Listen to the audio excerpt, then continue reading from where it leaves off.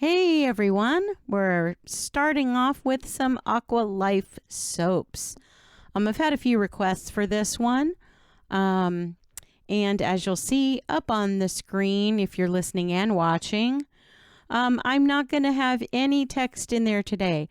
I will try to list the colors as I use them. And of course, there will be links in the final video in the description box. You can always ask me questions if there's something that I miss or something you're unsure of, that I, wasn't clear on in instructions. Basically, today we're making embeds. And these are tedious, time-consuming embeds. And I'm sure there's probably easier ways to do them, but this is just what I do. And I don't have Mr. Soaps and Such with me today. It's just one of those days. He set it up for me and had to go do some other things. So I know you'll look forward to hearing from him again. The reason the text is not going to be up on the screen for today and probably for a few weeks is we just have a ton that we are doing. We are getting ready to... I had mentioned we are doing some traveling. We are also in the middle of making a move, and it's there's just a lot. There's a lot on our plates. Also just some health issues within my family, and we're going to be up closer to them and hopefully be able to visit and help out and stuff like that. So in regards to what you are seeing me painting in the molds. There are so many different ways to paint embeds, and I don't find that any of them are wrong. There's such a variety of ways to do that. So it's basically comes down to your preference, and we'll talk more about some benefits of certain ways and maybe disadvantages of some. I think there's benefits to all of them. It just depends on the look you're going after, and it depends on what you prefer as far as control goes. At the moment, what you're seeing me do is, well, first of all, let's address the weirdness. Yes, I am using another mold, an embed mold, for a palette, which is kind of weird and goofy, but I just couldn't find what I normally would use for something like that, and I just used that shell mold that I wasn't going to be using because it was right there and convenient. So call it laziness, call it frustration, call it whatever you like. It is what it is. So, and it is if you're using extremely small amounts of mica, which I am, because these, you see the tiny little marks I'm making. I don't need anything really big and fast. And yes, the mica, some people say that it stains. It can, but honestly, if you really go to wash it out and it doesn't come out right away, use something different. Try something different. Try alcohol, that'll get it off. Try Dawn is really good for getting it out. So I'm not too concerned about that because I have definitely, I'm sitting here painting it into the embed molds anyway. So, what does it hurt to paint a full one? It doesn't. These are really, really intricate, and I will say I'm starting off with the technique that I like to use when I'm making intricate designs on embeds, and that is a really, really fine brush. I do not know what number or size it would be. Just find the finest one you have. And I have a couple of different finer point ones that I use, and I go back and forth between them. Sometimes you'll see me just kind of brushing cleaning my brush off on that wet paper towel over there. But what I try to do is stick to color families. So since I have two fine line brushes, you'll see me alternating between those. If it's the more cool side of things, I'm going to go for one brush, and the more warmer side of things, I go to the other, just to avoid, any kind of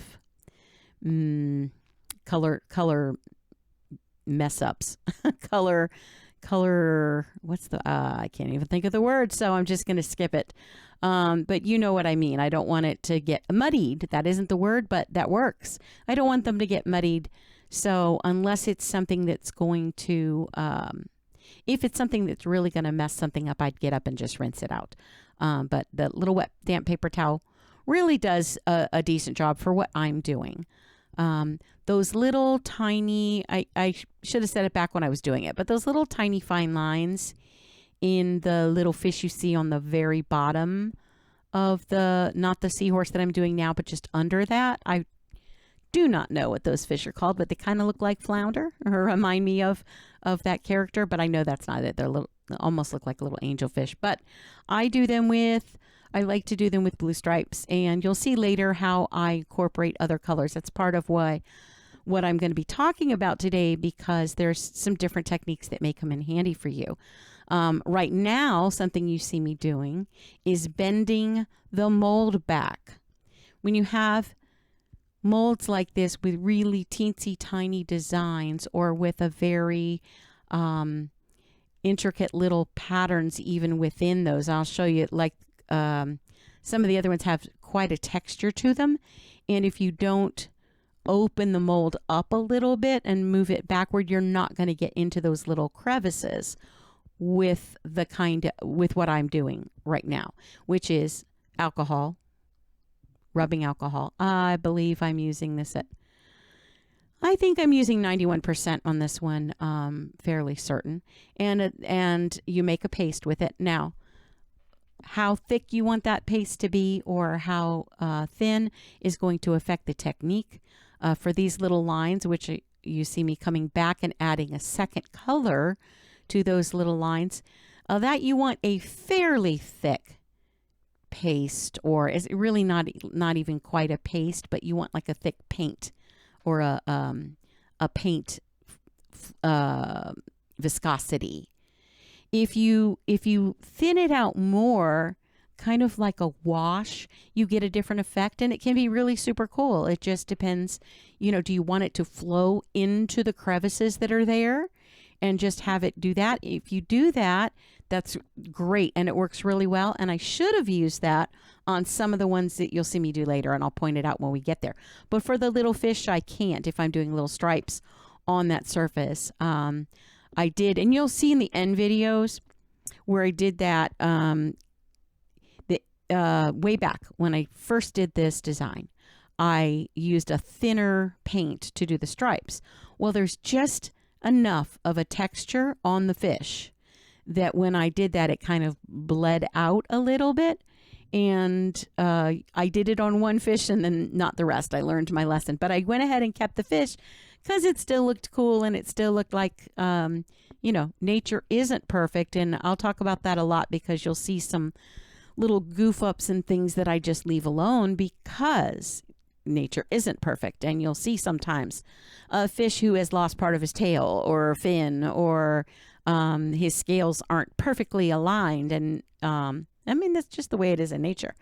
Some of those markings, they have markings and they have a basic shape or idea that they follow. But if you compare this fish to that fish to the other one, you're going to see a lot of variation on those kinds of things. So that's another reason, like I've mentioned before, in my abstract art, soap art, I like to have the kind of fluidity to mess up or to not have things perfect, because it just makes it less pressure and gives me a little bit more freedom just to kind of express my ideas. And so in these, while this is a little bit more of a rigid design, because I want it to look like either the sea, or I'm calling it Aqua Life, and it's aquarium like. In the end, when you see part 2, because this is part 1, making the embeds and talking about how I do them and the different techniques. When you see part 2 and how I put them together, we'll talk a little bit more about that. But I am going to do 2 different soaps. One that is definitely an aquarium. And so this could kind of be considered an aquarium too. Now, what you see me doing right here is dry brushing. There's no mica with this one. I'm dipping the brush right in my jar of mica and dispersing it where I want it.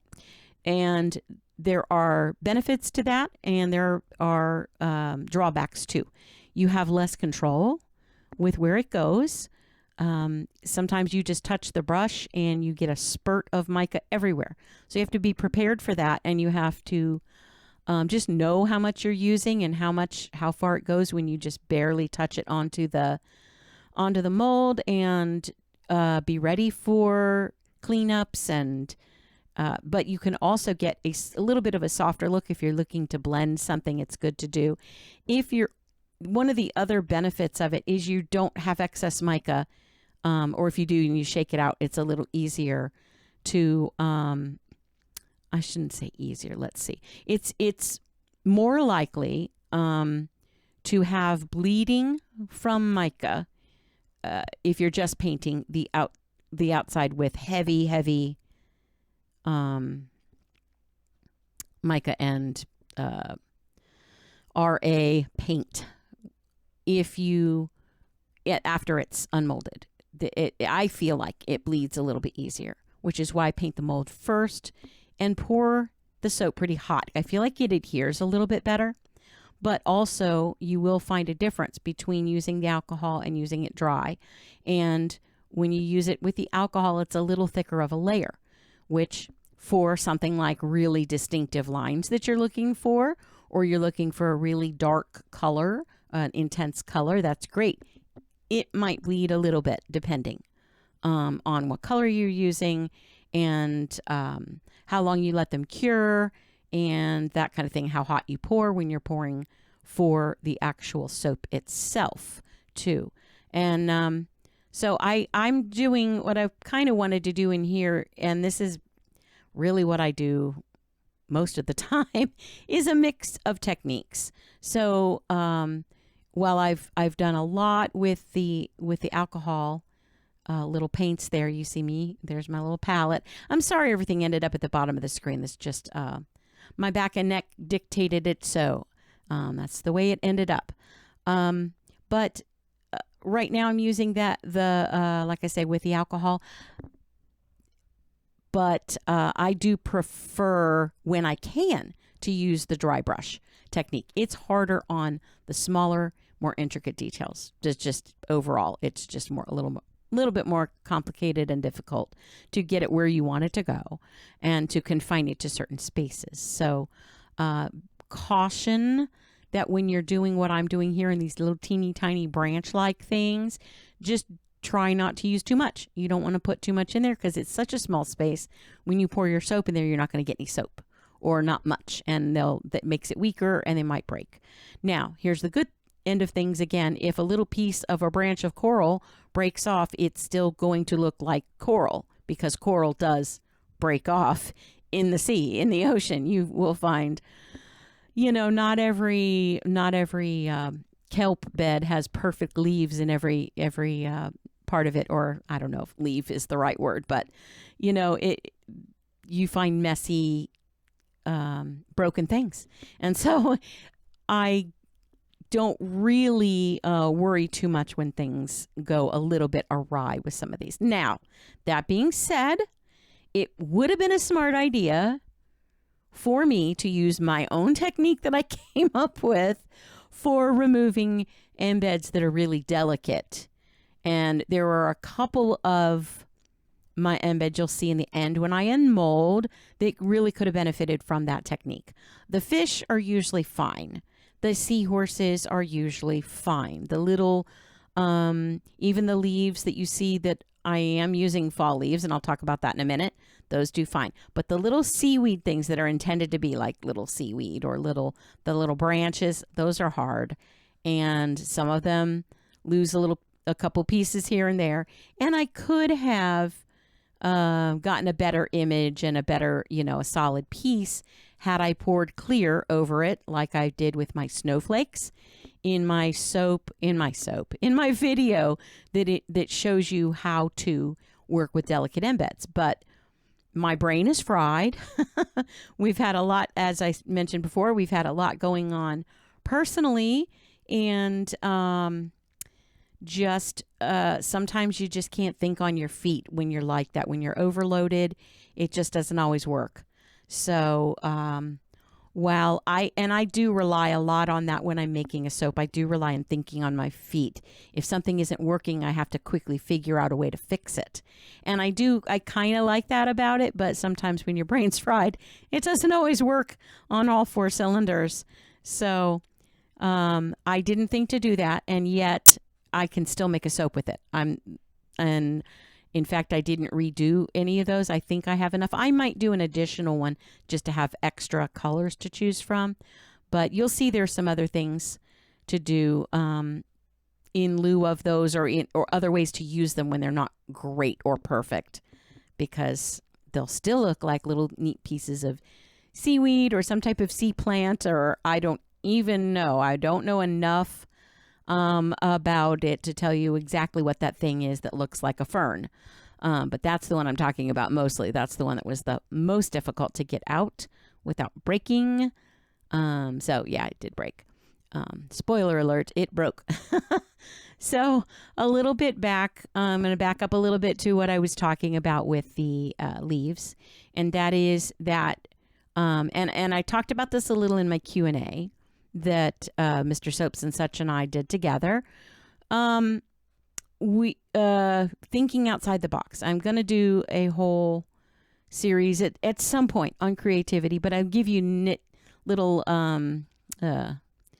tips, little ideas, little ways to think along the way if I can. And one of them is using your molds in a variety of ways. And I know I've mentioned this before, but those leaves, those little fall looking leaves that are at about the center of the picture, I guess, they don't have to be fall leaves, and they don't have to look just like leaves. They can look like so many things. I have used that one mold, well, 2 or 3 or however many I have. I think I own 3, but I think I only used 2 for this. They make so many different things.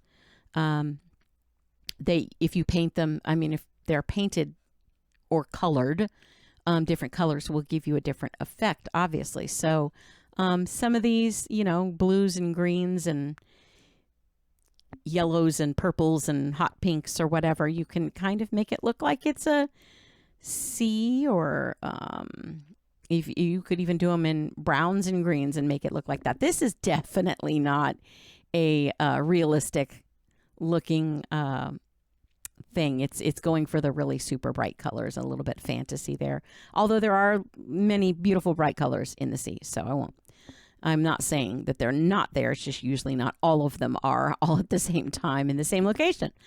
So real quick, I want to talk about the color I'm using. This is the easiest way I find to get more coloration and more color variation within your embeds with only doing painting 2 colors. I painted 2 colors on a lot of these, and then your yellow makes the 3rd color.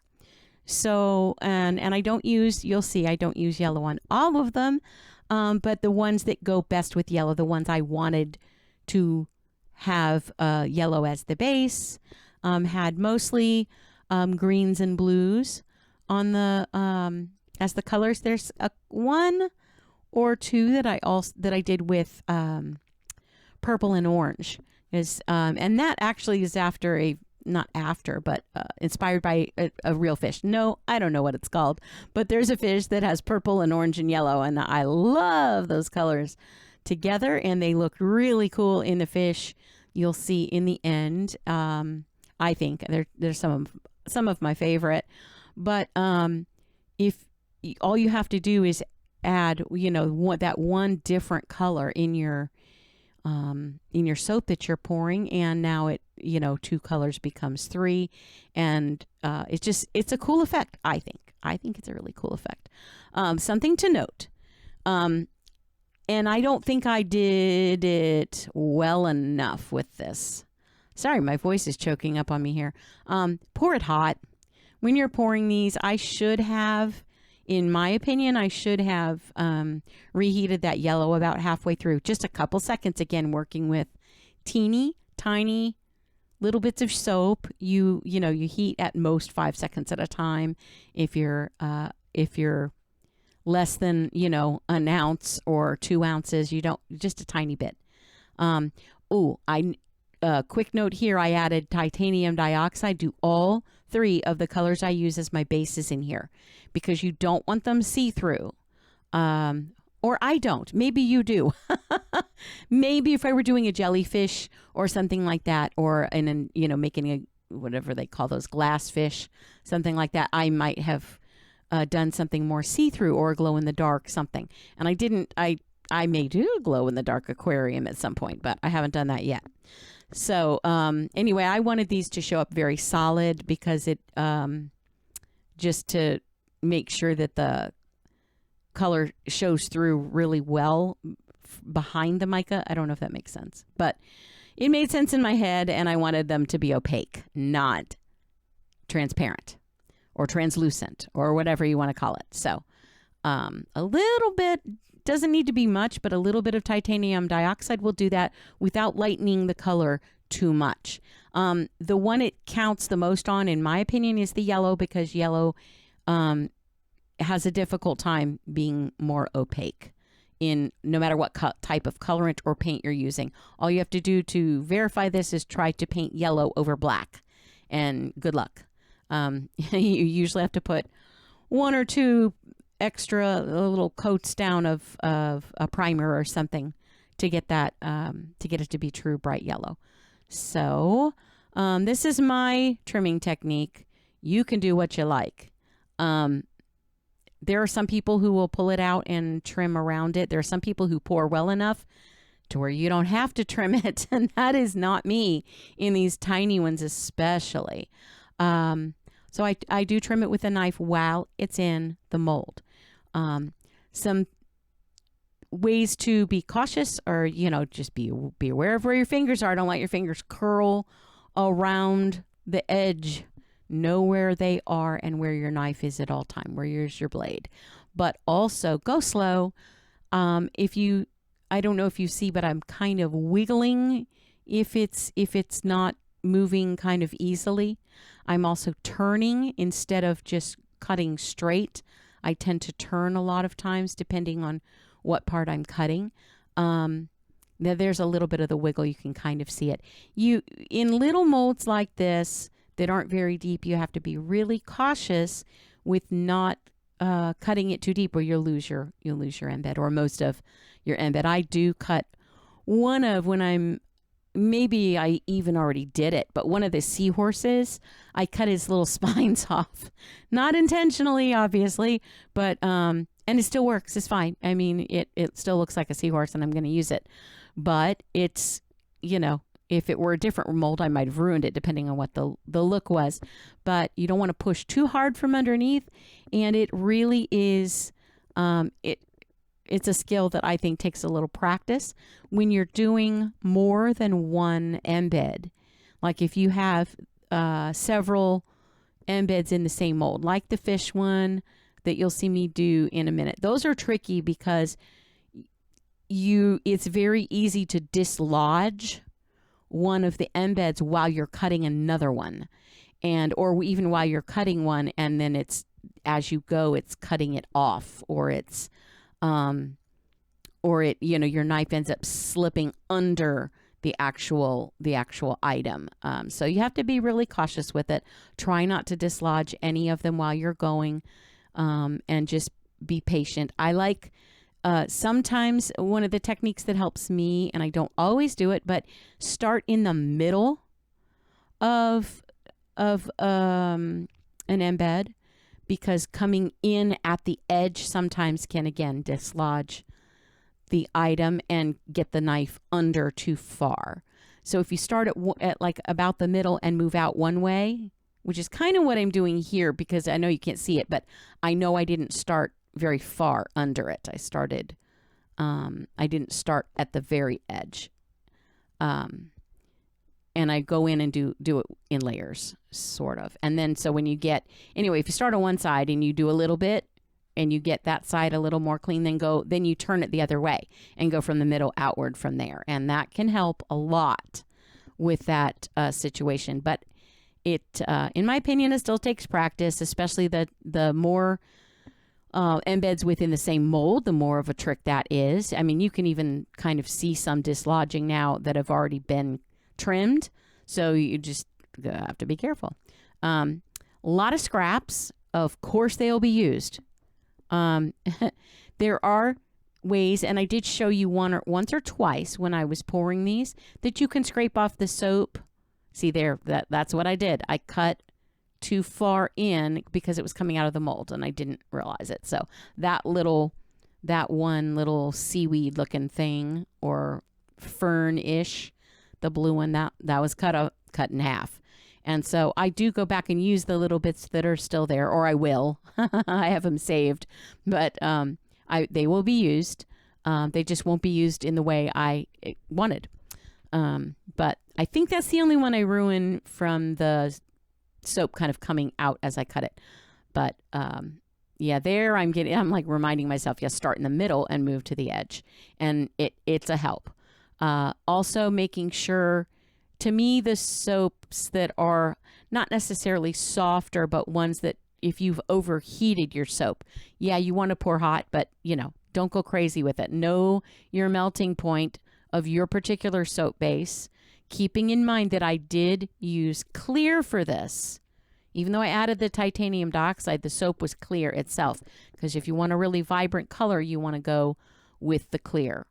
You can get a vibrant color, as I found out using the goat's milk the other day, the basic goat's milk, but I'm not sure I'd use that in the embeds just because it does solidify too fast for me. I need a little bit more wiggle room when I'm doing this number of embeds. And to be fair, normally I would be doing a lot more. Like I would do probably all one color on all of these, like all one base color, and I'd do a bunch in yellow and then come back and do a bunch in pink and a bunch in blue. And by pink, I think this time I used bubblegum pink mixed with a little heliotrope, because I really liked that combo that I did recently in another soap. I don't even remember which soap, but anyway, that's what I did. It's mostly the bubblegum pink with a little heliotrope, and it's a really pretty kind of magenta. You could use Flirt, which I did in some of the painting. You could use Voodoo. These are Mad Mica Colorants.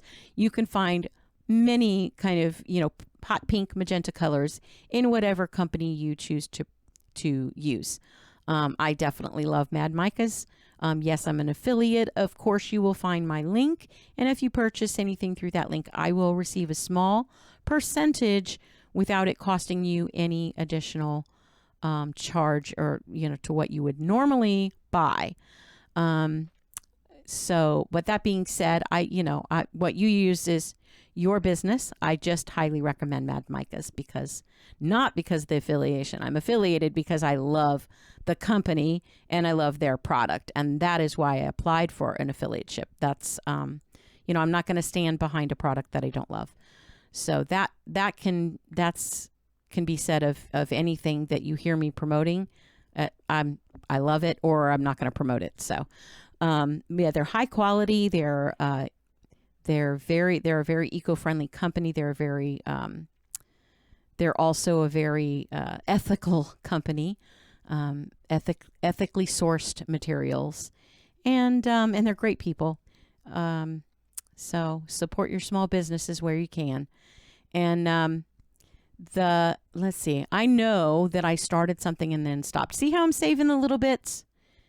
They look weird, they look funny, but if you put them in together amongst some other leafy type looking things, it's going to just add a little extra dimension, a little extra color. Sometimes layering with odds and ends can really give a soap some depth and texture.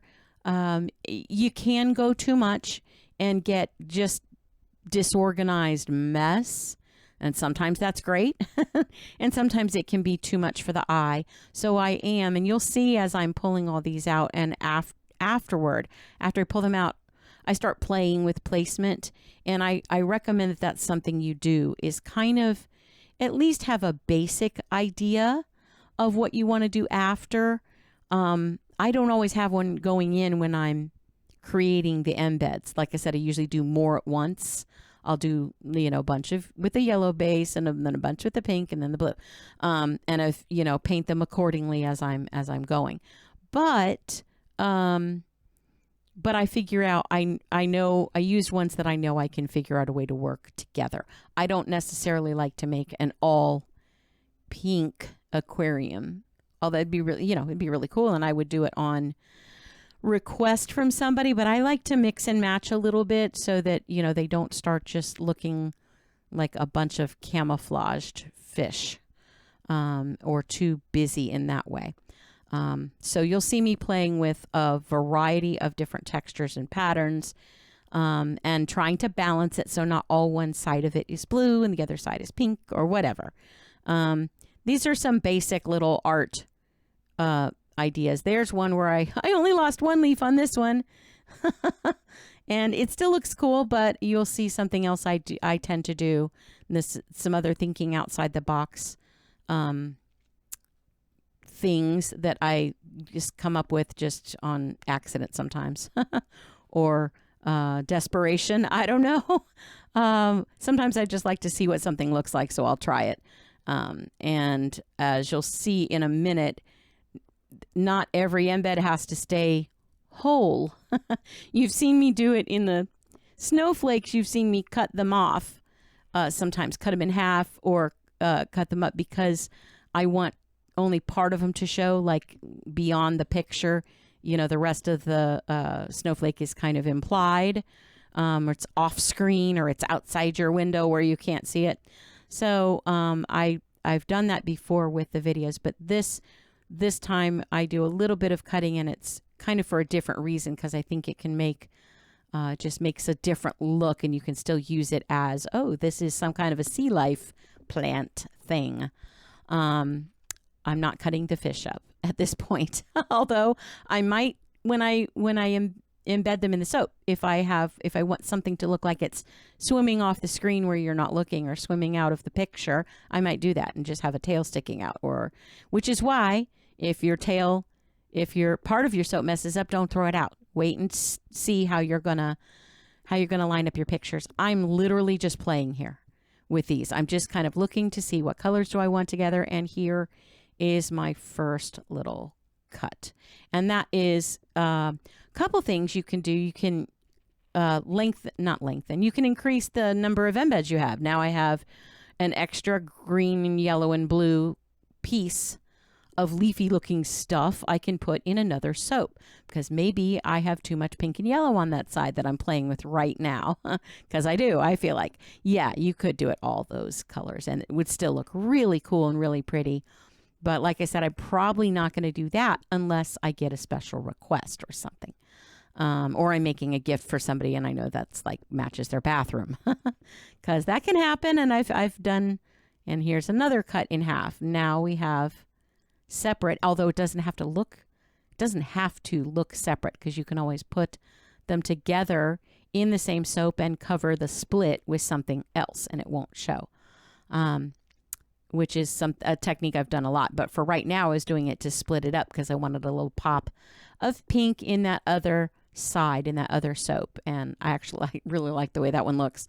But these aren't the final pictures. Okay. Oh, these ended up a little backward. But those were the little mini aquarium ones. And I will make a couple of those in part 2. And these are my original Aqua Life soaps. And you see they're I got a few bubbles. I don't mind those though, because again, it's an aquarium. Bubbles are a thing. And you'll see me making some other embeds right before we do. Here's the ones we did today. And here's one more little banner. There's a lot more to do on this soap, and I appreciate you sticking with me through this, and I hope to see you soon. Thanks. Bye.